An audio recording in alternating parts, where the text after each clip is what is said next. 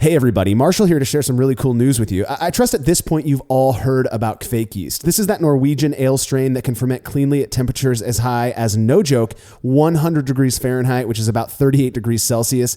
Absolutely crazy stuff. Well, last year, Imperial Yeast dropped A43 Loki, their Kvik strain, as a seasonal release, which meant we all had a pretty small window to get our hands on some. Not anymore. Imperial Yeast recently announced they're making A43 Loki a year-round strain due to popular demand. They're excited about it. I'm super excited about it. I've had some amazing beers fermented with Loki at terrifyingly warm temperatures. It is amazing stuff. Go grab some A43 Loki and see what all the fuss is about for yourself.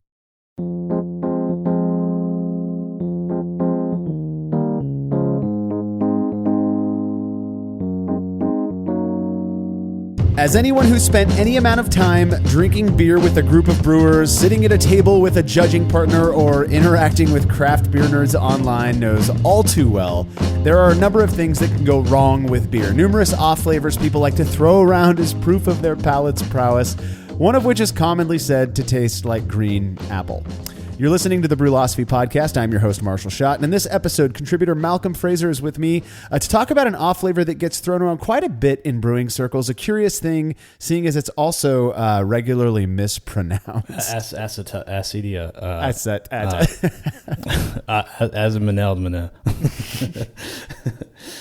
Just say it loud and proud and just stick with it. Yeah, right. I mean, I've heard it's acetaldehyde, of course, and not acetaldehyde or acetaldehyde. My understanding, at least, is that it's acetaldehyde. Maybe there is another way to say it. I just say it however I say it, and then stick with it, and look at the other person like he's messed up. You're one of those guys. Yeah. Like, you don't know my people. Well, acetaldehyde was one of the first off flavors I found myself kind of glomming onto when I really started getting into beer evaluation. Not only because it is kind of fun to say and it made me sound like an expert, but the flavor I was taught it imparted, namely this kind of green apple-like character, was something that I thought I could perceive in quite a few beers. I've since realized that my impressions, those first impressions at the very least, were maybe a bit off. That's what we're going to be talking about in this episode, as well as the results from a fascinating experiment we performed on acetaldehyde. But first, Malcolm, it's been a while, man. We miss you around these parts here. Tell us a little bit about what's been going on in your world. I don't know if we've announced to everyone that you got a new job. Maybe we kind of hit on it in a previous episode, but things have kind of adapted for you a little bit, eh? Yeah, I moved to Georgia for a job in the beer industry for a large brewing company. I'll just leave it at that. And things didn't work out. They went through a series of reductions and survived most of them, but then our team got blowed up. So I was offered other opportunities within the company, so that's good. But when I also reached out to some craft beer veterans and friends in the area where I grew up, or not grew up, I grew up in Massachusetts, but in the area where I was brewing a lot, which is Pittsburgh and Ohio, someone in the industry, more or less said, we'll take you. So I'm up here in Ohio now, just sold my house officially last week. Congratulations on that, by the way. Thank you. Yeah, that was a big stressor. Good news, yeah. And then we move into our new house in next week. So hopefully I'll get my brewing stuff set up and I'll be brewing again. And I look forward to it. Funny enough, I'm actually staying in the house of a longtime brewing friend from Pittsburgh who moved out to California, twice won California Home Brewer of the Year. He was the Dr. Homebrew replacement. Keith Cost. Keith Cost, that's right. That's awesome, man. He's a good brewer, good friend, and him and his wife have been really patient with me and really helped me out. So, it's pretty cool who you meet through beer. Yeah, picking up a little of that brewing mojo in his place. I know that we're, obviously, the Brewlosophy crew is incredibly excited to have you back up, doing your thing with experiments and whatnot. But then it's also just great to know that you're in a new place. And I have been getting a ton of emails over the last few months of people asking to participate in the experiments that you're doing down in Atlanta. And so that's part of the reason I wanted to bring this up. Malcolm is no longer in Atlanta. He's going to be Cleveland, Ohio, right? That's right. So Cleveland area, if you are in the area, Malcolm will be getting back up on his horse very soon. Also, head out to Fatheads, which is, I hope you don't mind me plugging that a little bit, Malcolm, which is where Malcolm is now. Pays the bills. That's right. That's right. Malcolm, it's now paying Malcolm's bills. So he's now a part of that incredible brewery out there. I've still yet to be gifted any of the beers that you guys are making, Malcolm. Hint, hint. But hint. Yeah, I should really just send some out to the whole team, really, just for picking up the slack when I've been gone. So I think that's a good idea. Hint noted. Yeah. Hint deserved. Very much. Well, yeah. So congratulations, Malcolm, and to everybody again who lives in that area, Pittsburgh, Cleveland, whatever. If you're wanting to participate in some experiments or just hang out with the dork from Brewlosophy and now Fatheads, hit Malcolm up. That's Malcolm at brewlosophy.com. We do have a few things coming up that we'd like to let you all know about. First off is Hop Harvest in Yakima, Washington. I mentioned this previously that we unfortunately will not be able to make it to this year's Fresh Hop Party, which is put on by Yakima Valley Hops.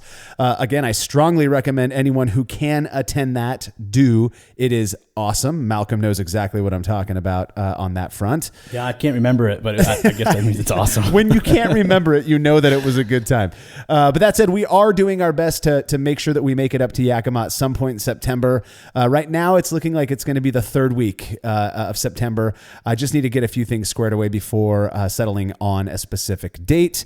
One thing that is set, and the reason that I can't attend the Fresh Hop Party this year, is that I'm going to be speaking at the 2019 BrewCon in Dublin, Ireland. That's on October 5th of this year. My wife and I are going to be heading out there, probably make a little vacation out of it. And we'd absolutely love to meet up with anyone else who might be around. So from what I've heard, BrewCon's a pretty dope event. I believe it was our friend Chip Walton from Chop and Brew who went out there a couple years ago, and he was telling me that I got to make an event. So they invited me, and I couldn't turn it down. You can learn more about BrewCon as well as register for tickets. Register to go at nationalhomebrewclub.ie. All right, if you want to make sure episodes like this keep coming at you, there are a few things you can easily do to support us. One of which is becoming a patron of ours by visiting patreon.com/brewlosophy. Patreon allows us to give you what we think are some pretty cool rewards in return for making a small monthly pledge. These rewards include things like access to unpublished contributor recipes, unique discounts at yakimavalleyhops.com, and an invite to a monthly live Q&A session with someone in the brewing world. Coming up next month is my friend and fellow brewing science nerd, Drew Beecham, who you may know from the Experimental Brewing Podcast, or one of the many books he's authored. Drew also has a penchant for making some really odd beers. I'm sure he'll be happy to answer questions about those. It's going to be a good one. Past guests have included folks like Michael Tonsmeyer, Gordon Strong, Vinny Chilurzo, Lars Marius Garschel, which was last month's guest. Super cool dude.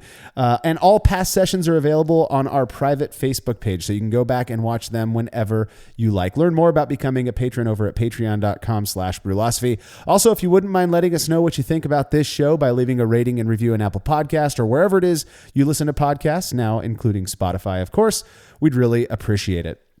All right, feedback this week is brought to you by Brewers Hardware, who provide brewers with some seriously rad stainless gear, such as their turnkey BH15 pilot brewing system, which has a hard plumb manifold to eliminate all hosing changes during the brew process.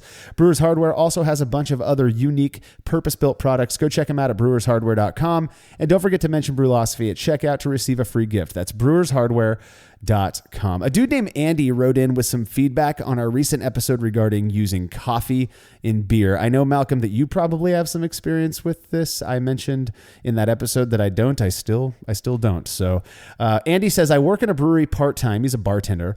And we dose cold brew into our Bright tank. We get it from a local coffee roaster cafe. The nice thing about this method is that you can run off a measured amount into a flask and begin dosing until you reach your desired flavor. This will allow you to make a consistent product and not overdose with an unpredictable amount of flavor from adding grounds post-fermentation. This same procedure can be followed at home by dosing your keg with the appropriate amount directly into the keg and transferring your beer into the keg, after purging, of course, he says. Hope this shines some light on the subject for other listeners, and this can be done with myriad other things such as Amaretti concentrated extracts. Well, I do something even, similar to that, but even more controlled, is when I was competing, is I would make a cold brew, and I also tried it with hot brew too, because I think they're different. Sometimes you want that more acidic roastiness, because that's part of coffee in my mind. Sure. I would make the coffee, and then I would dose in a pint glass, where actually I have measured glasses by the ml, 10 ml increments. Sure. And I would put a measured amount of beer in there, and I would take a child's medicine dropper, and I would go 3 ml or 5 ml and taste it in different serial increasing amounts. And then I'd say, okay, that's what I like. And it kind of turns out that I always like it around 9 to 12 mLs per 12-ounce bottle, which I think is like 330 mLs. So that's just what I always used to do for competitions. Sure. Now, funny enough, when I first got to Fatheads, one of the things we were doing is making one of their beers called Beam Me Up. Well, looking around the room, none of us had made 300 to 400 barrels of coffee beer before.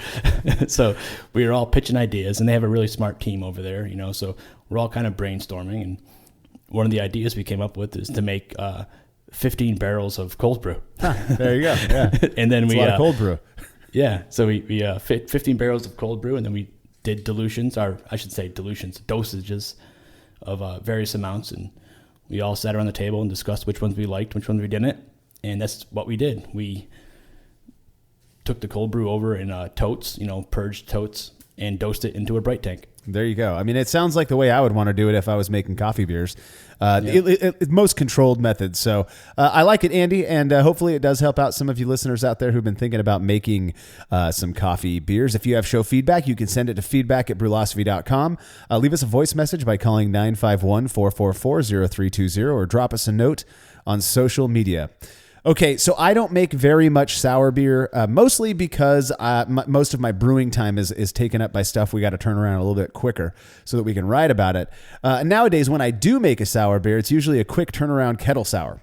Well, about 4 or 5 years ago, I thought it'd be fun to make a more traditional sour blonde ale that I ended up hitting with a bunch of different stuff, including dregs from, I think it was 6 or 7 different commercial sour beers, stuff from the brewery, Russian River, whatnot. Well, we were doing some recording one night with my buddies, and I found one last bottle, no joke, sitting in the back of my fridge. And so I thought I'd see what they thought of it. 1 minute beer review with Jersey and Tim. It's nice and clear.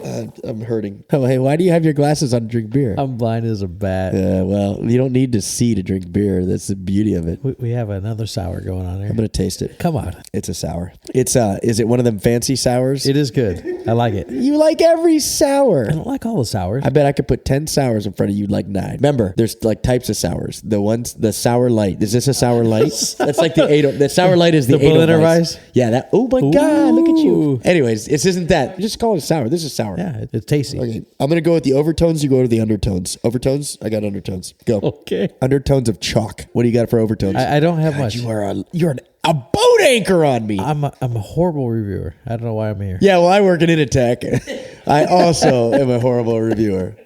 I enjoy it. It's very good. Yeah, it's pretty good. It's a sour with some weird. I know it's something we should know, but Nah, not really. I'm gonna give it 3 Marshalls. I'm gonna go with a 5. So multiply that together, it's like 76. 7,400 because he's such a pretentious bastard. I got to be honest. Tim's ability to nail a sour beer based just on aroma is starting to impress the hell out of me. He's doing pretty good lately. What about bitterness? Can we get him to detect bitterness levels with aroma? I think he just clumps anything with bitterness into the juniper class. Okay. Yeah. So what do you think about that beer yourself?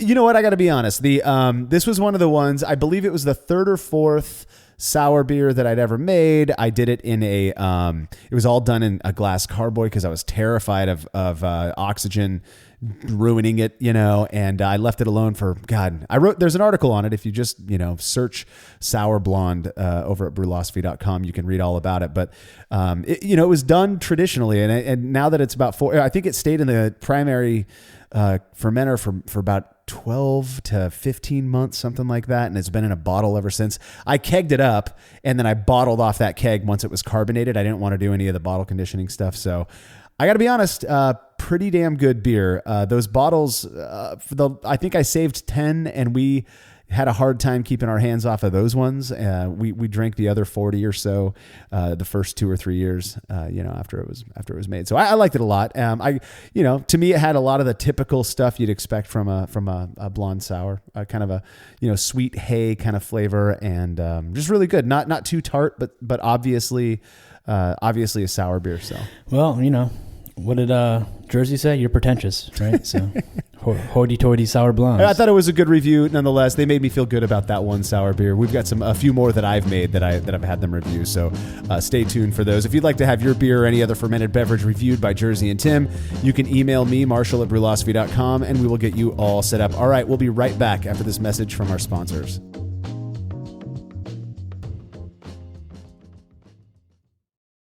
So I've been hanging out with brewers and craft beer nerds for a long time now, and while we do occasionally have our differences, one thing it seems we all share is a love of learning and trying new things, as well as saving a couple of bucks. Well, right now, Craft Beer and Brewing is helping fans of Brewlosophy learn more while saving some coin by offering 20% off the price of a subscription to their awesome magazine. Chock full of brewing insights, tips, and recipes from industry experts, Craft Beer and Brewing is seriously great. I read every issue page to page myself. To get 20% off your subscription, all you have to do is sign up at beerandbrewing.com/brewlosophy.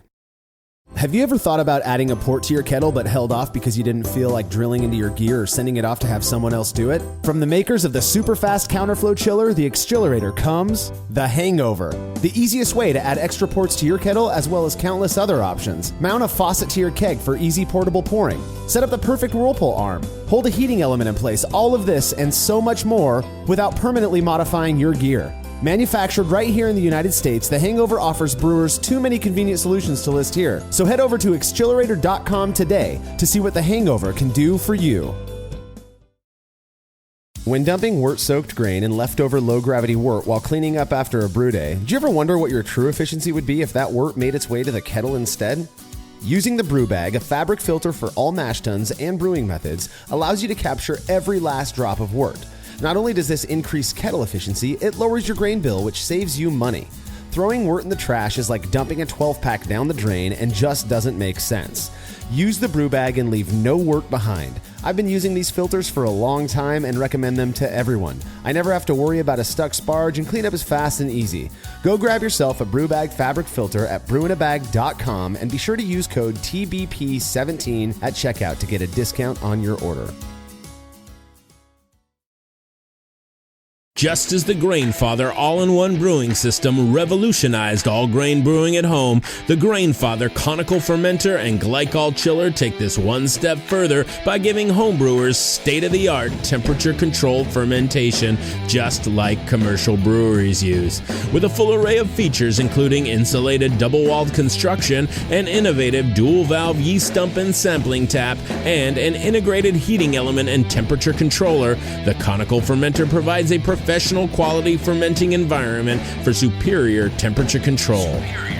With the ability to individually power and control the temperature of up to 4 Grainfather conical fermenters, each with their own fermenting schedule, the Grainfather Glycol Chiller is the perfect addition to ensure superior fermenting results. And for a limited time, you can save 10% on your order by going to Grainfather.com and entering coupon code NZB during checkout. Once again, enter coupon code NZB when you order the Grainfather conical fermenter or Glycol Chiller at Grainfather.com. Once again, that's Grainfather.com.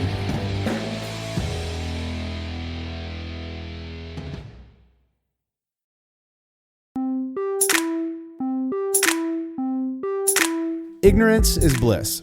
Now, I'll admit, I don't actually believe this most of the time. I tend to prefer awareness over not knowing, but this little quip is what comes to mind when I think about the way I perceive beer today compared to when I first got started in drinking nice beer and evaluating beer, I suppose. Like I imagine is the case for many, my focus in the beginning was pretty simple. Good or bad?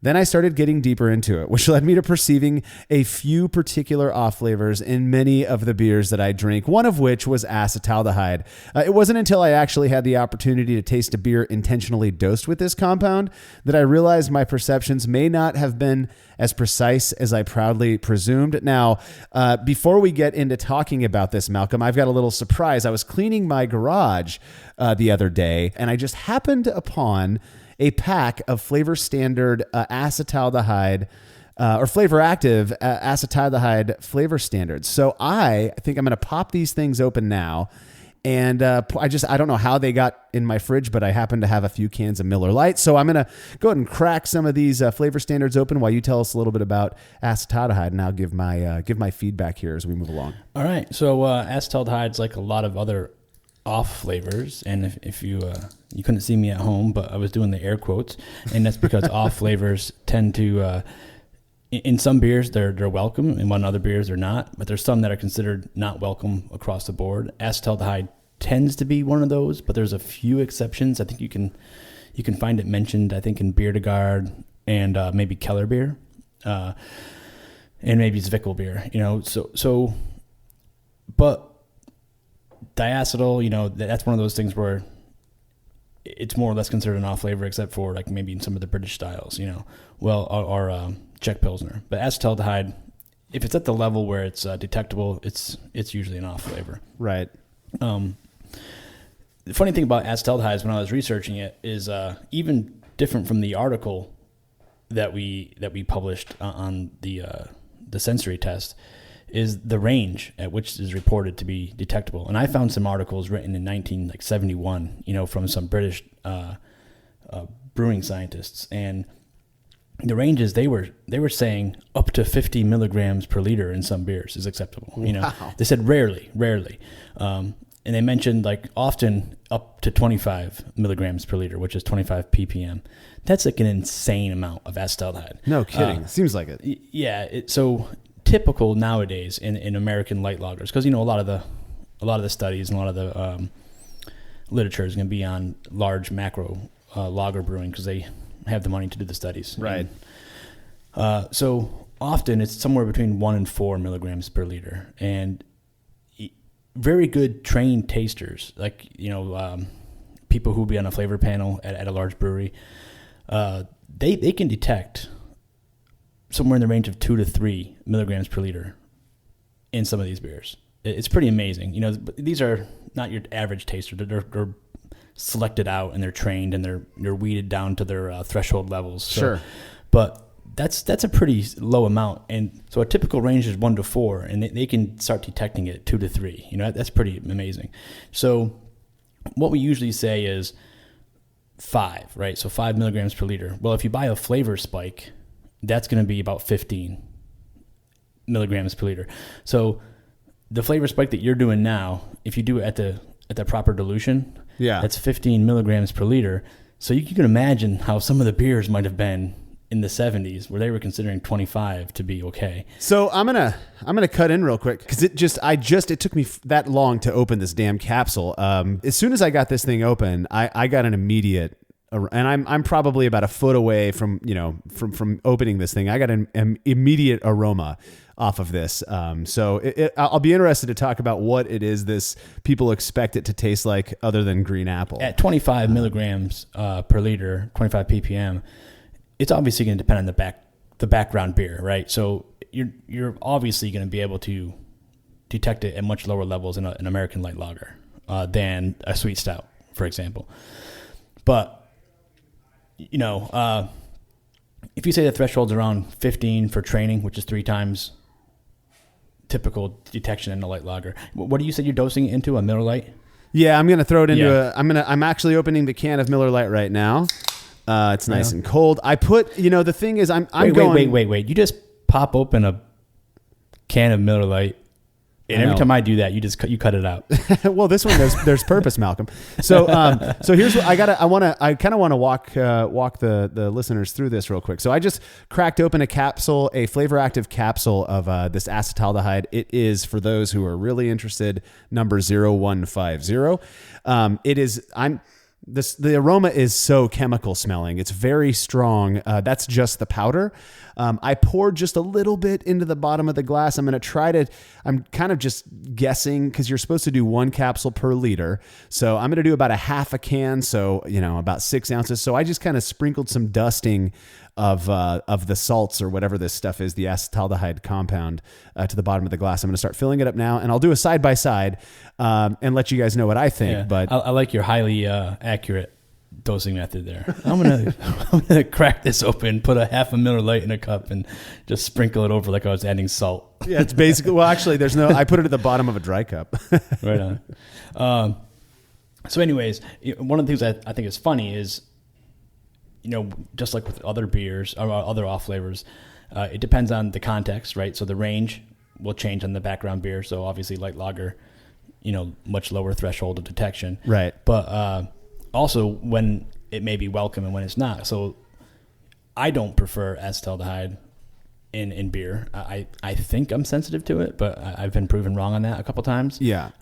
In our own tasting panels at work. I mean, you're generally a pretty sensitive person as far as I know, Malcolm. But I'm crying right now, in fact, because I think you're making fun of me.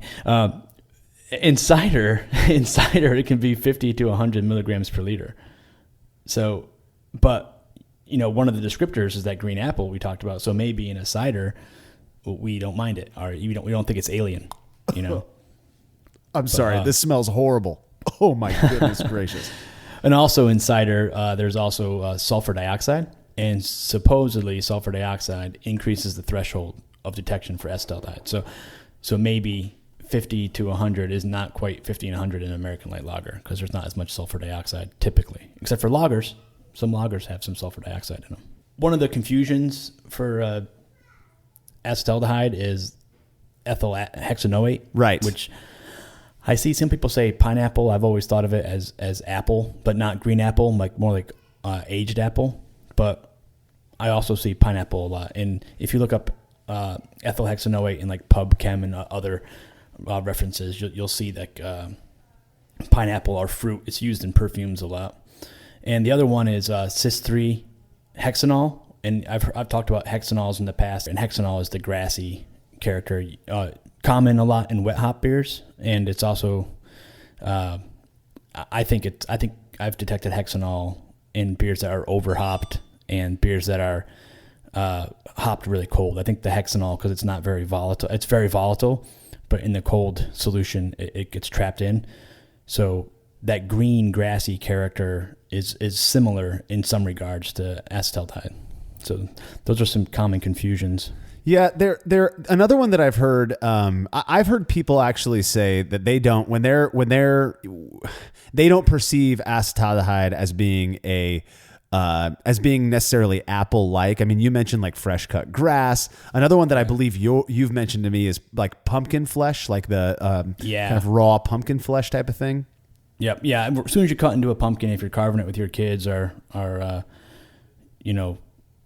nieces and nephews, whatever, or if you do it yourself, crack open a pumpkin. And as soon as you pull the guts out, get your nose in there. And that's what I think. It smells like underripe fruit, which pumpkin kind of smells like underripe fruit to me, like underripe banana. Oh my God, dude. When you said underripe banana, and I'm smelling this nasty freaking Miller, that's the grossest Miller Lite I've ever had in my life, by the way. I'm quite scared to actually taste it. But the smell of it is like if you were to scratch the skin of a green banana. That's kind of that. It's very, very sharp smelling. And I barely put any of this standard in there. And one of the other ones, and this one of the beauties of tasting in groups, when you're trying to learn beer and learn sensory discussions and try to get these flavor memories, attach memories to sensory perceptions, is if you're in the right group and everyone's verbal and they're sharing, someone will probably say something that resonates with you. And the raw pumpkin resonated with me one time. And then I think it might have been my wife or whatever. She said something like, it smells like hairspray or bug spray. Yeah. And I was like, oh my God. And that's one of the descriptions. If you go to Araxa, in their description, I think it says something like solventy. When I said in the beginning with the when I was just opening up the capsule that it had a very chemical smell, I think bug spray, I could see how it would. I could see how somebody might kind of detect it as being something like that. Yeah, and that's the weird thing with a lot of these flavor compounds is it kind of depends on the background that it's in, right? Because it can change the perception. So acetaldehyde in a light lager might be green apple-y, but maybe at the concentration which you can detect it in, say, a stout or a brown ale, it's going to be higher, and it may take on that solventy bug spray flavor because it's interacting with the other compounds in the beer and the level, the concentration is higher, so we perceive it differently. You know? Okay, yeah. So it's often said the same about ethyl acetate, right? Low level ethyl acetate is slightly fruity and pleasant. High level ethyl acetate becomes solventy. Yeah. So yeah. it's acetone. Right. So same can be said about acetaldehyde. You know, but one of the things is drink a beer that someone else thinks has acetaldehyde in it, and kind of attach a memory to it. Oh, to me, it's this. It doesn't matter what they think it tastes like. If one of those resonates with you, then look for that in the future when you're trying to decode a fault in a beer. Yeah. Or just even detect any. It could be any really characteristic of a beer, good, bad, or ugly, right? To kind of have your own kind of gauge that you kind of rely on. Yeah, and one of the other things for sensory training is be mindful of how they got that compound. So, like Flavor Active, if you go to their site, they'll tell you we have 2 different flavor standards for acetaldehyde. So one, they do from an acetyl conversion. So they take acetyl and convert it down to acetaldehyde. That tastes different than acetaldehyde formed, and we'll get into the formation in a second, but acetaldehyde formed in the more conventional beer route, which is glucose through pyruvate to acetaldehyde to ethanol. Right. So they'll do the intermediate step and they'll remove the acetaldehyde, or they'll put in a blocker. Now, the funny thing is they're both acetaldehyde, but I think because of the background complementary components, it tastes different. And it does taste slightly different. So if you're going to go one of these tests, like for BJCP or Cicerone, or even if you're a wine, a coffee, a cheese type of person, and you're taking one of these tests, try to find out what standards they use, because now you can practice, with the same the same type of chemical compounds. Because the first time I tasted acetaldehyde from Flavor Active, I did not think it was acetaldehyde. Well, and that's the one that we did the experiment on. We'll talk a little bit more about that one in the next segment. Yeah. But I am wondering now if maybe it's not that they sent me 2 of the same acetaldehydes, but maybe they sent me one of each ones, because this one that'd be cool. Yeah, and it makes me wish I wouldn't have misplaced this one when I sent you the whole lot of them a couple years ago. But funny enough, we'll talk about it, but my first inclination on it was not acetaldehyde. I had to drive down to it. Oh, that's right. So we'll get onto that. Yeah. Anyways, so the formation is important, and then that's why the flavor spikes. It depends on how they formulate it, and we've talked about a similar thing with lactic acid in the past. However, that the manufacturer of lactic acid is making the lactic acid, it depends on what you're using it for. And I do believe, and I just had a conversation a little while ago with our good friend John Palmer, and he wrote to me and said, hey, a year or 2 ago, I thought you were a nut. Well, he probably still does, but he's like, I just had a lactic acid that smells like butter. And I was like, whoa. I smell every bottle of lactic acid that I've bought since you said that, and I've yet to get butter lactic acid, but I've heard from multiple people who have. So yeah, it's crazy. So it kind of depends on how it's manufactured. Same thing goes with flavor spikes, know, and it's the best approximation you can do. It's never going to be perfect, So, anyways, Flavor Active is good enough to at least tell you they have to order the one you want, Yeah. Well, so let's talk a little bit about, though, acetaldehyde, how it's produced in beer, and then I think more importantly, talk about how, at least theoretically, we can avoid the production of acetaldehyde. Okay, so the first one that's not talked about a lot is in the boil, and people will often go, what? So I'm not going to go into the reaction. It's called the Strecker degradation. It's related in sorts to the Maillard reaction and caramelization reaction, in such that just like Maillard reaction is acids in the presence of sugars and heat. Right. Well, so Maillard's going to happen anyways. Heat just makes it happen faster. Well, aminos in the presence of heat and oxygen can go to aldehydes via an imine, and basically go look it up. And especially it's more interesting if you go look up Strecker degradation when you're talking about chocolates or coffee, because they have some write-ups on there. We'll describe the differences between the two. But you can get 1 to 2 milligram per liter of acetaldehyde formation just in the boil. Really? that Yeah, won't, and that the doesn't problem- go away. Because I always thought of, my understanding when I think acetaldehyde, I think it has to do almost purely with fermentation and Yeah. issues in fermentation. But my understanding was that fermentation, a good, solid, strong fermentation takes care of acetaldehyde. So what you're saying is it can be produced in the boil in such a way that it won't be remetabolized during fermentation. It's not as readily taking up because it binds to other compounds. We'll just leave it at that because one, I'm not fully. I would be getting over my head, So, but it binds with other compounds. It doesn't make it as readily reduced later. Ah, interesting. Yeah. So the That's second news to one me. is, as you mentioned, it was fermentation. So it is an intermediary between glucose, a carbohydrate, on the path to ethanol. So on that conversion, you go through a hydrolysis reaction, a hydrolysis. So, just like autolysis. So lysis, lyse, to cleave or break up. You take the glucose, you break it up, and you go through an ADP and inorganic phosphate reaction, and that creates 2 ATPs. And then you get 2 waters and 2 free hydrogens. Then you go on to pyruvate, which is like the pathway for most metabolism in all cells. Then you have a pyruvate reduction, and that creates CO2 and acetaldehyde. And then the acetaldehyde takes an H negative ion and converts back through. One of the processes of metabolism is also NAD plus to NADH. So here we are with NADH. We remove an H and we recreate NAD plus for further metabolism down the road. It's like a big circular reaction. You must be just an absolute pleasure at drinking beers at the bar with, because I have no clue what the hell you're talking about. Well, yeah, and one of the great things about working on a team where I work now, and even back when I was at my previous job, there's people who are like specialists in chemistry or biology. Yeah.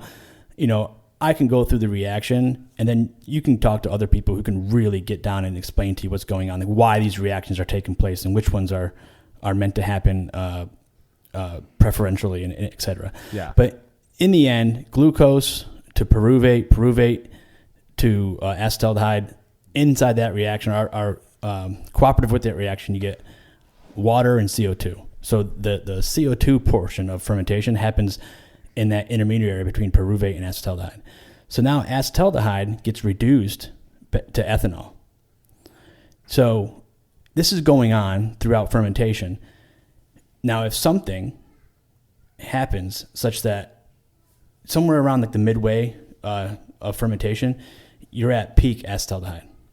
Now, you can imagine if you had a fermentation that was interrupted from healthy yeast or unhealthy yeast, perhaps temperature fluctuations. So, a lot of our experiments have talked about, temperature is not that important, per se. But certain yeasts and in certain conditions, it is. So you can imagine a English yeast creating a lot of acetaldehyde and potentially diacetyl. It's at peak off flavors, and then it's meant to reduce those, take them back up. But you do something such as drop the temperature 5 degrees Fahrenheit. Yeah. And then it goes, hey, let's flocculate. We're done. And it leaves a mess behind. Right. And that's probably the biggest culprit that I hear talked about when it comes to acetaldehyde is too cool of a fermentation when using a particular strain of yeast or particular strains of yeast. It basically either cutting it off too early, you're putting those yeast to Betty by a bit too early, I guess, or just fermenting too cool in the first place. And that's another reason why, as far as like avoiding or taking care of acetaldehyde, one of the things that I learned was ramp those fermentation temperatures, 4 or 5 days into fermentation, if not a little bit earlier. Yeah, I think it's better to have, the proper temperature, obviously, and then a steady temperature, or perhaps better is proper temperature and then slightly raised. Yeah. But don't let it lower until it's done cleaning up acetaldehyde in this case, but also any of those other flavors, like diacetyl, bisphenol diketones you want to clean up. Yeah. So when it's done, then allow it to cool down. Absolutely. And if you have to, you can often heat a beer back up a little bit to clean it back up. Yeah. Or kreuzen. You can do kreuzening too. Right. But so that's the typical way in which acetaldehyde is found. And I think one of the reasons why it was talked about a lot in early homebrewing days is because I experienced it as well. Is I think the yeast back then was not as well taken care of. The yeast suppliers now I think do a better job. Often we had dry yeast packets, and a lot of the literature is held over from days of yore in the 80s and 90s, whatever.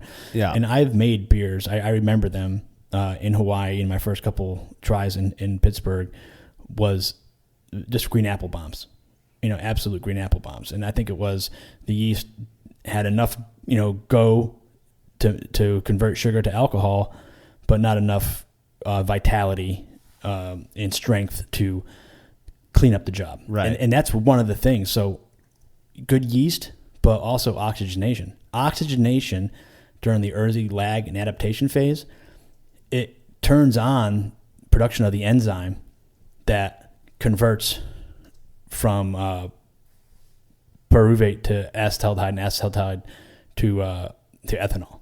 It's alcohol dehydrogenase, and that is created during that phase when yeast is taking up oxygen. Yeah, that's interesting. A little above my head, but interesting nonetheless. That was really convincing. It is interesting. I mean, I like you'd this probably stuff. be picking your toes right now. Yeah. Well, at least they're clean. So we talked about the ways to avoid it, and we talked about earlier some, I think, characteristics or perhaps other compounds that people might confuse for acetaldehyde. But what are some, and this is something that I've thought about a lot in the last year or so, because I happened upon certain ingredients that I thought might be kind of confusing tasters. But what do you think some actual like normal beer characteristics could be there that people might have a tendency to mistake for acetaldehyde? So a lot of people feel that Budweiser, and especially Bud Light, have acetaldehyde in it. I've heard that a lot, yes. Yeah, and I've seen Mitch Steele reply, and he's actually even talked about it in a podcast or two. I'm not sure if it's on Brad Smith's or if it's with the BN guys, but he's talked about it and said, I used to work there. We have some of the lowest acetaldehyde levels in the industry. They have to. I mean, there's no reason for him to there's no reason for him to lie, one. And I think if he had to lie, he would just stay silent because he seems to be a guy with integrity. Right. But you say they have to. They might not have to have low acetaldehyde levels because if they want it, then they don't mind it, right? Yeah. Just like DMS in Rollin' Rock. If you want it there, not an off flavor. But he says they don't have it. And then someone asked him, well, what is that taste? And he said, I'm not sure. It's probably an interaction with some other ester in the presence of alcohol. And that's the best explanation I can give. Yeah, yeah. And I think that's probably true in a lot of American light lagers. Do some of them have acetaldehyde? Probably. Or do some of them not have it and we think it does? Also probably. Right. It's just some esters, who knows what combination thereof, in the presence of alcohols, makes us think acetaldehyde. And because we've been kind of conditioned to think, through rumor, Budweiser has acetaldehyde in it. I just saw a video from some guy giving a Cicerone. It was like an hour-long video, and I was watching it, and he said that Budweiser has acetaldehyde in it. I just kind of like, whatever. I know. People, that's what I mean, and I get a little bit cheeky about talking about other people's perceptions, and I'm including myself in the group of people who I think there's a sense of pride that comes with being the dude who can nail the off flavor that you're tasting. We've all seen it. I just think that people aren't. I don't think we're right as often as we like to think we are. That's kind of the issue with pride, in my opinion. But it is what it is. I don't tend to think that Budweiser, and I trust Mitch, has the acetaldehyde that a lot of people seem to think it does. But if you think you taste it and you want to say, do you think that Budweiser has a green apple taste though? I do get a kind of sharp character from it. I don't get here. In fact, we'll finish this segment up with me kind of doing a little comparison between these two beers that I've had sitting out for the last 20 minutes now. I don't get the characteristic that I'm smelling in this very lightly dosed version of Miller Lite here. Yeah. But do you see how if someone always says green apple, green apple, green apple, green apple, and then someone has a Budweiser, they go acetaldehyde, you know? But But I can to me, it's absolutely missing see the other that, things, yes. though. Yes, it's missing 100%. the solventy. It's missing the chemical. Yeah. That like artificialness to it. Yeah. I'm sure people would argue with the smugness there, but course. whatever. It's a good beer. I don't prefer it, but Yeah. it's a well-made beer, and it's probably controlled to the highest degree possible. Yeah. So, well, let me do my little back and forth on these real quick before we head to break. When I smell these beers side by side, so I've got my acetaldehyde dosed version in my left hand. I got my regular old, go-to Miller Lite in my right hand.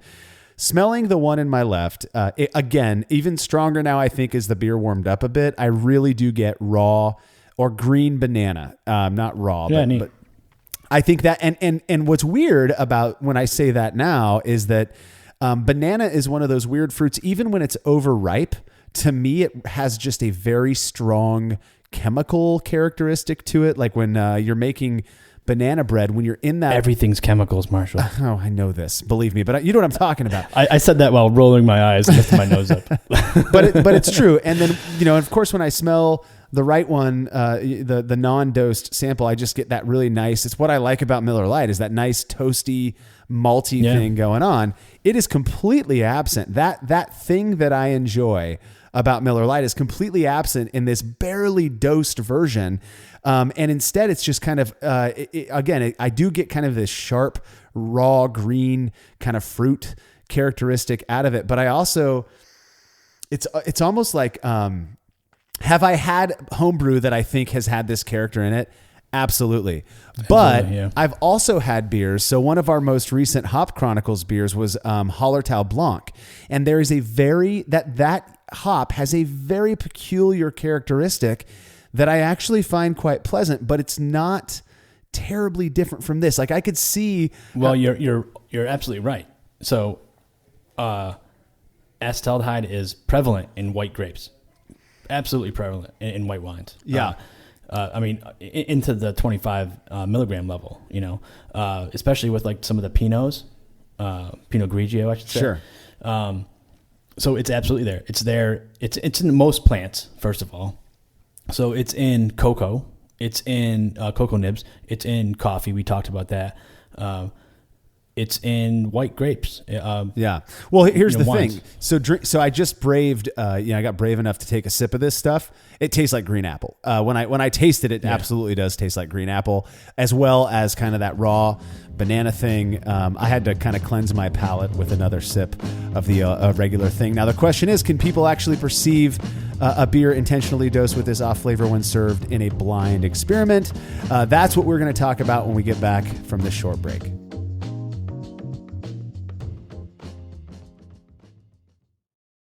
After a long brew day, the last thing I want to do is waste more time chilling wort. I've tried so many different options, and ultimately I settled on the super efficient immersion chillers made by Jaded Brewing.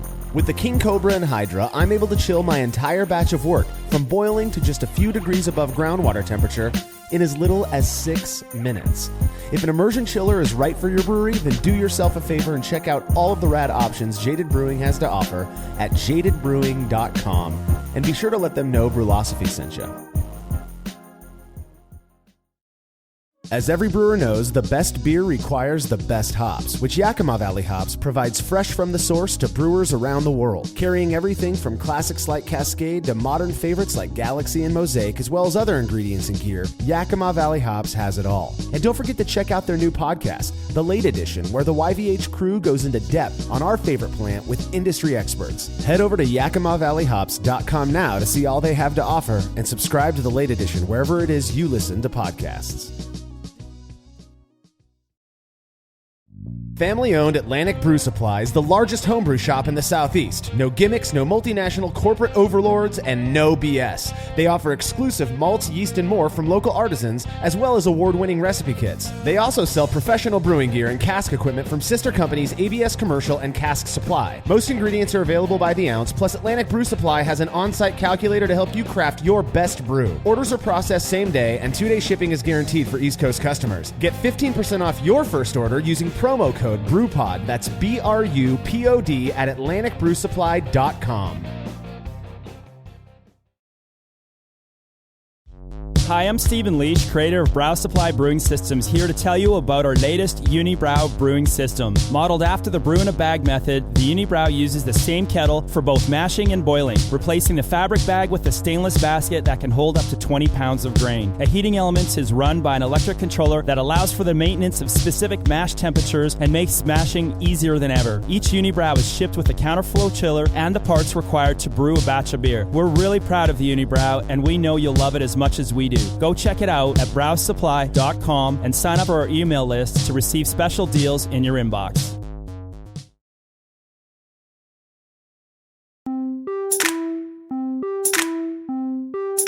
So I was recently perusing a brewing forum when I came across a post by someone that made me scratch my head. Now, this was Facebook, I'll be honest with you. They'd posted a picture of what looked to be a rather gorgeous beer. Pale, clear, bubbly, all the good stuff. Now, of course, looks can be very deceiving. Apparently, the pretty appearance didn't carry over into the flavor of this beer, according to the brewer. And what struck me was his comment that the beer was, and I quote, an acetaldehyde bomb. I bit my tongue and moved along as I've learned to do, but I couldn't help but wonder if what he perceived was actually acetaldehyde or perhaps something else. Yeah, it could have been acetaldehyde. You don't know. Right. Like we talked about. You know, he could have been drinking a beer that tastes just like, you know, the beer we were talking about earlier. So, you know, once again, you don't know either. Like, he may be a trained tester who absolutely has done a lot of discrimination testing, so he knows. So, I don't know.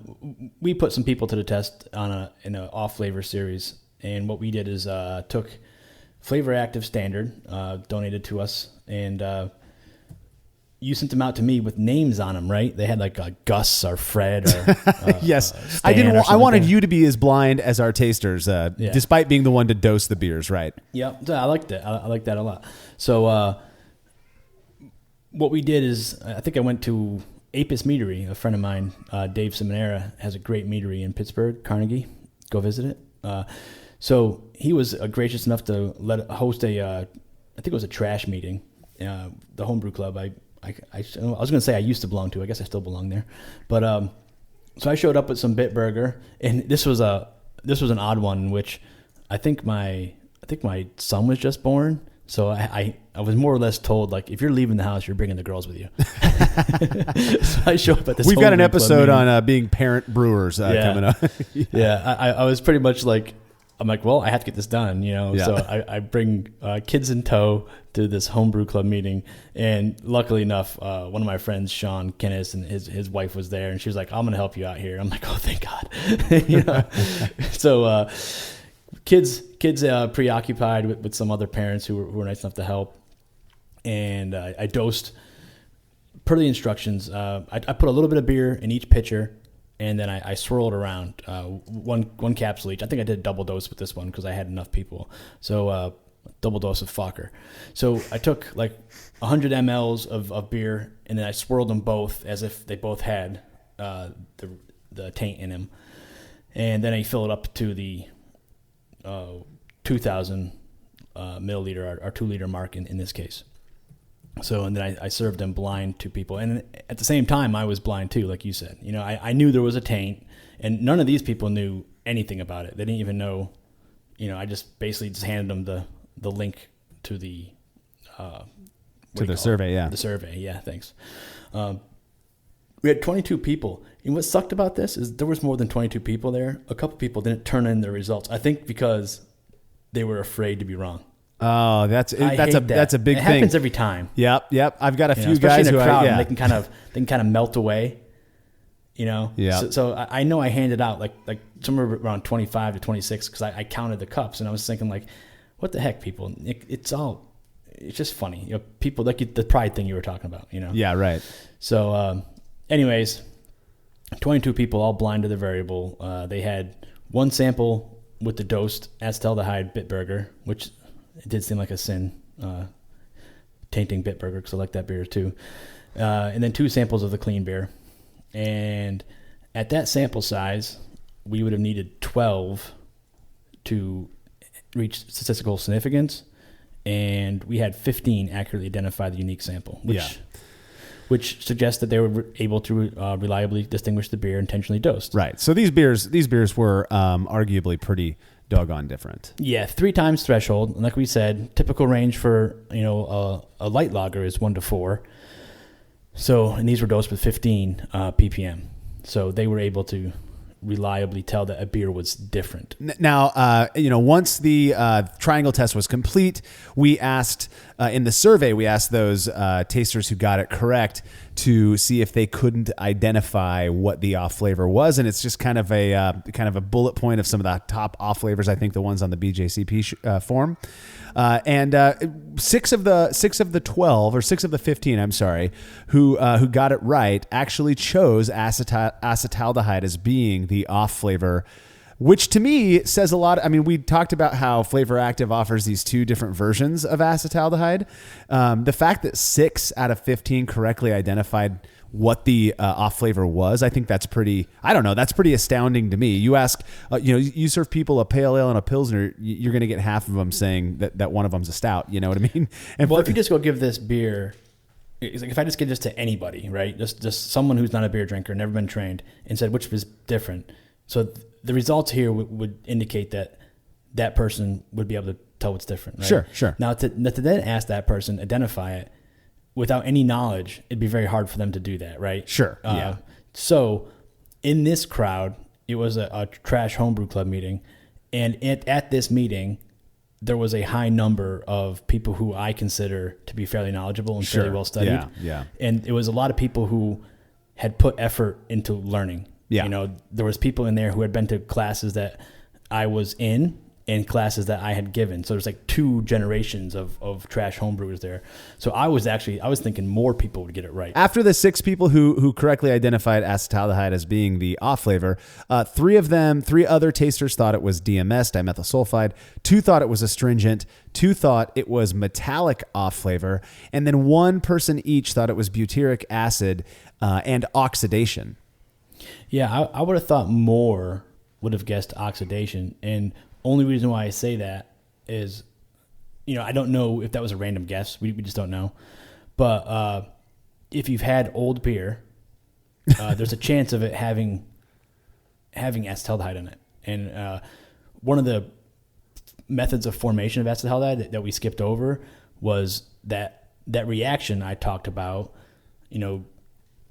from acetaldehyde to ethanol can be reversed through a non-enzymatic reaction. It's an oxidation reaction and can go back from ethanol to acetaldehyde. In fact, on the inside of the acetaldehyde packet that I have from Flavor Active, it says produced by yeast during fermentation, and it's indicative of high oxygen content. So yeah. So high oxygen during packaging or transfers can cause that reverse reaction from ethanol back to acetaldehyde, which is one of the reasons why I like to chime in when people say they like to do secondaries, because I think that's a risk there. Well, along with regular oxidation, staling, and sanitation issues. Yeah, I mean, you think about all of the kind of hate that early homebrew used to get. At least in my very anecdotal experience, compared to nowadays, where I taste homebrew that I like way better than some of the commercial stuff that's out there these days. Can say depends on the crowd and what phase we are of new people coming in. But I can go to like a trash homebrew club meeting and have a better hit ratio of good beer. Oh, absolutely. than I can just pointing on a map and say I'm going to this new nano brewery. Yeah, I couldn't agree with you more. Yeah. Well, you had kind of alluded to it a little bit earlier, but when you did these beers, again, you were blind when you did the triangle test on these beers and evaluated them. What was your performance like? I'm assuming that you did pretty good. it wasn't as easy as I thought. So I did 4 different triangles, and I believe I got them all right. I have to look at the thing, but I could tell they were different. But I was really struggling with, because I believe that this version of acetaldehyde isn't the one that I'm used to. From work when we were training there, and different from what I had trained for a Cicerone exam. Right. So it just didn't have that same bite, that same pungency, that like chemical, artificial solventiness.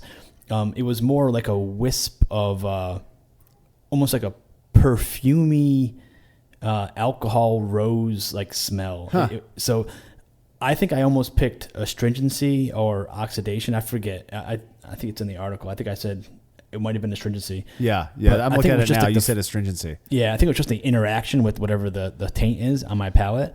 And then I went back and I was like, no, it's acetaldehyde. Right. It took a while for me to sit there and go, no, it's not. I was literally going down like the list and saying, well, it's not this, it's not that, it's not this, So then I came to acetaldehyde by process of elimination, but it was different. It was a different type of acetaldehyde. Yeah, It you definitely actually was. mentioned, though, interestingly, that you noticed an aroma that was sort of akin to bug spray, and that was the trigger for you to say, okay, this is acetaldehyde. Because I remember, I sent these again to you with the covers cut off and with just some silly name on there.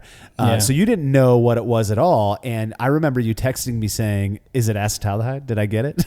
That's what I'm guessing it is. Yeah, because I was generally, and I think this might have been before my Cicerone exam, because I remember getting tested by my coworkers. We would do like these blinds a lot. Right. And I started noticing that this flavor taint was different, because that was like one of the keys.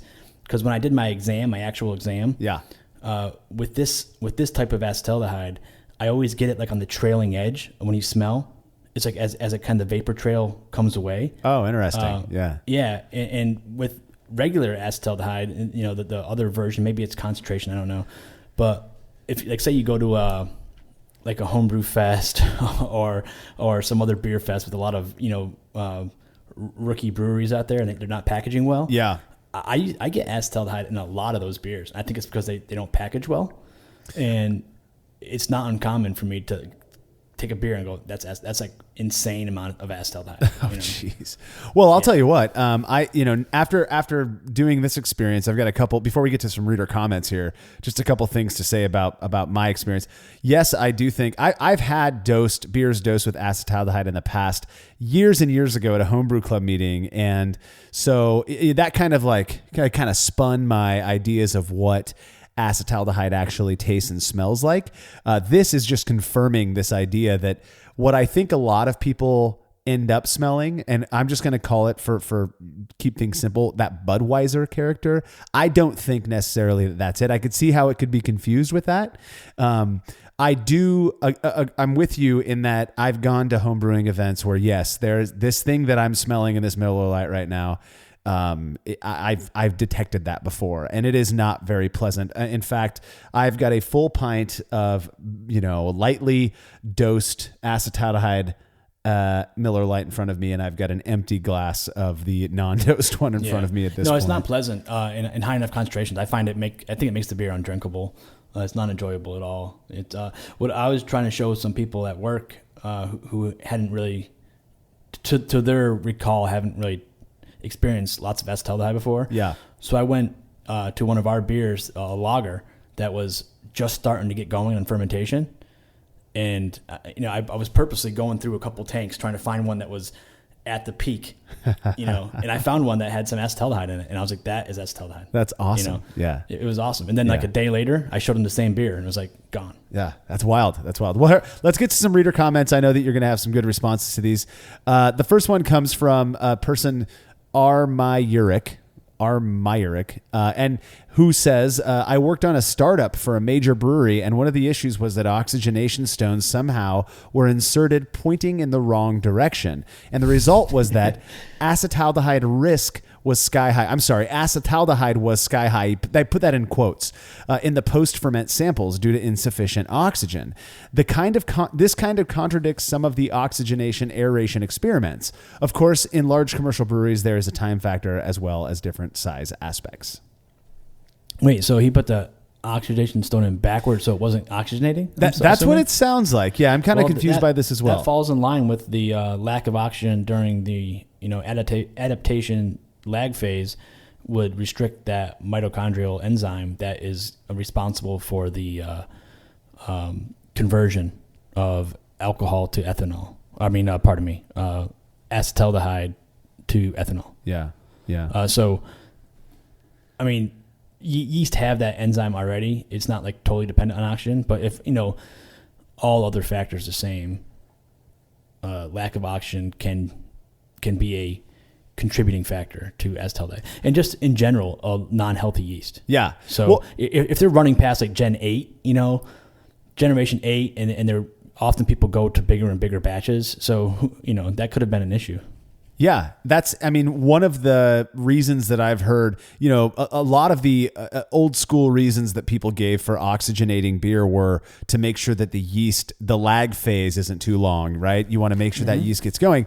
But of late, what I'm hearing from a lot of people is just to reduce the risk of acetaldehyde development, which I think, if you've already got the setup and you don't mind using it, by all means. I still don't oxygenate, but I do other things, or at least I try my hardest to produce beers that don't have that. Again, I mentioned this earlier, but I have used certain ingredients, certain malts even, that do kind of impart this sort of white grape skin character that I think can get confused for acetaldehyde. But yeah, inserting the oxygen stone backwards and hence not oxygenating the wort, I could see how that might lead to that. So here's one of the things too, like two of the leading mutations are due to lack of amino acids, so nutrients, and lack of oxygen, right? So those are two of the leading causes of mutations, and two of the things that are most occurrent, is that right? That occur most often during mutation is mitochondrial mutations, and there's a thing called PYF, and that's premature yeast flocculation factor, and that is a contributing factor to acetaldehyde and diacetyl. So if your yeast flocculates prematurely, it will leave some of those precursors and those intermediary compounds behind. Yeah, there you go. All right, next comment comes from Reddit user Matt Diaz. I think that's how you say it. He says, this is a quite confusing off flavor to me. I recently brewed a German Pils with WLP 830. That's their German lager strain. That had quite a strong green apple flavor and aroma, but to be honest, I couldn't really tell if it was acetaldehyde or something else. I was even thinking it could be hop related. Hey, we talked about that. I did a big starter, and the only possible explanation would be the entire fermentation done at 50 degrees Fahrenheit or 10 degrees Celsius, and a late raise to 60 degrees Fahrenheit or 16 degrees Celsius after full attenuation for a couple of days. Big mistake, I know, is what this person says.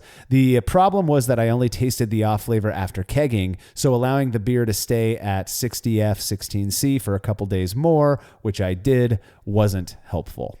Wait, so he thinks his problem was fermenting low and then bringing it up? That's what it sounds like to me, which I would think the exact opposite, that by... Yeah, counterintuitively, that should have helped increase metabolism towards the end of fermentation and cleaned up those off flavors. So I don't know if he had weak yeast, Or, this is something that I've been hearing a lot. I think the Lodo folks talked about this quite a bit with the Saflager version of this same strain, the Weihenstephaner strain, is that it kind of has this tendency, and I have to admit, I've tasted it as well, to impart a kind of this sharp, it's not unpleasant necessarily, unless you don't like it, but kind of this sharp, some people refer to as more lemon-like characteristic. Oh, yeah. You know what I'm talking about, Malcolm? Yeah. I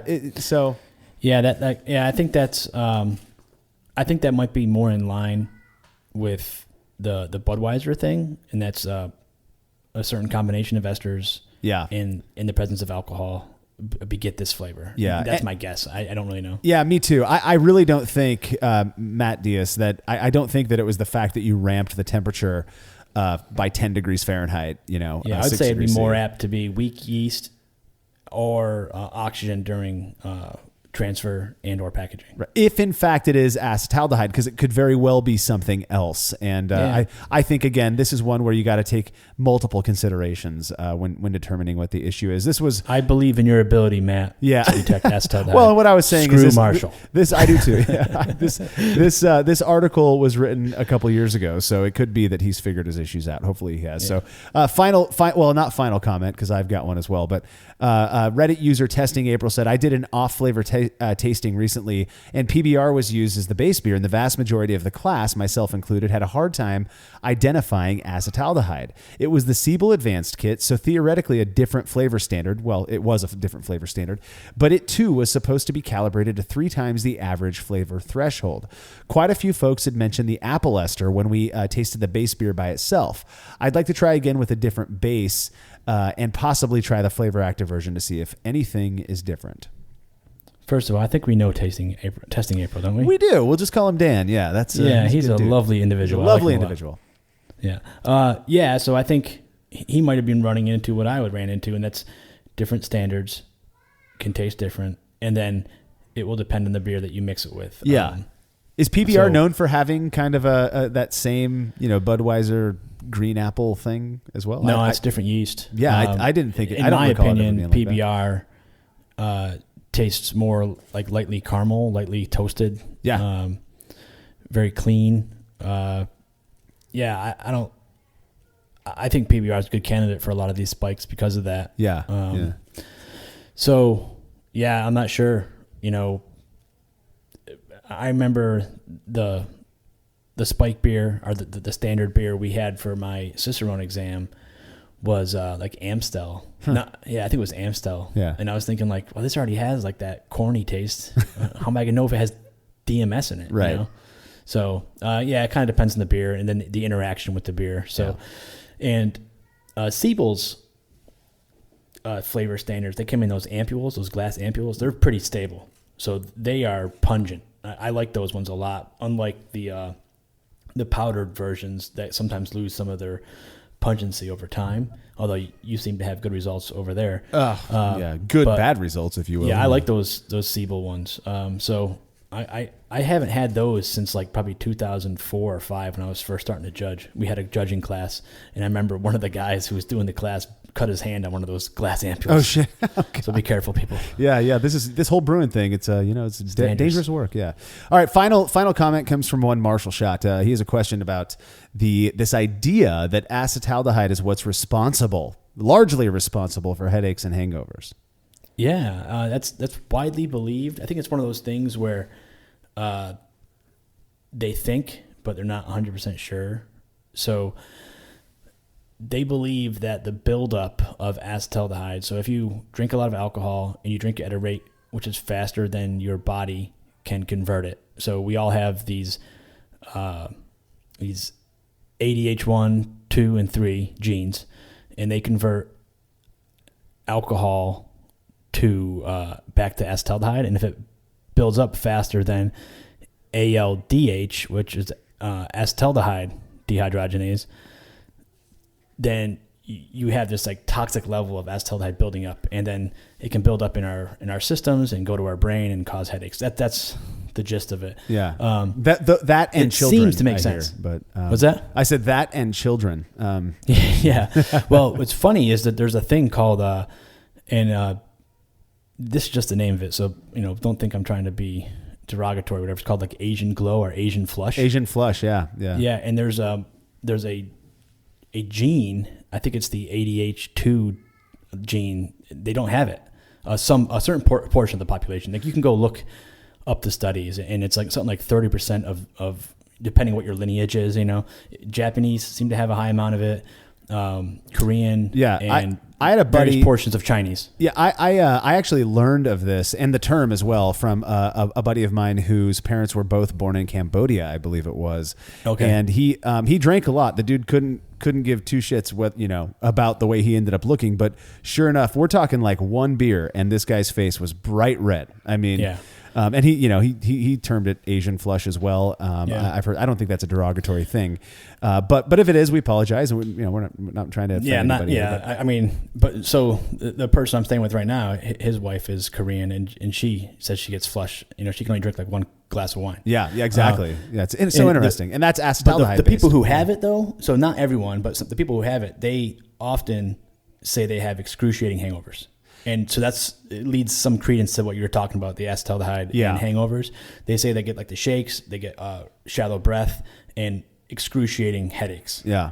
I am lucky enough to have been born with whatever the opposite gene of that is, because I've done really well with my hangovers lately. So, I just started getting hangovers about a year ago.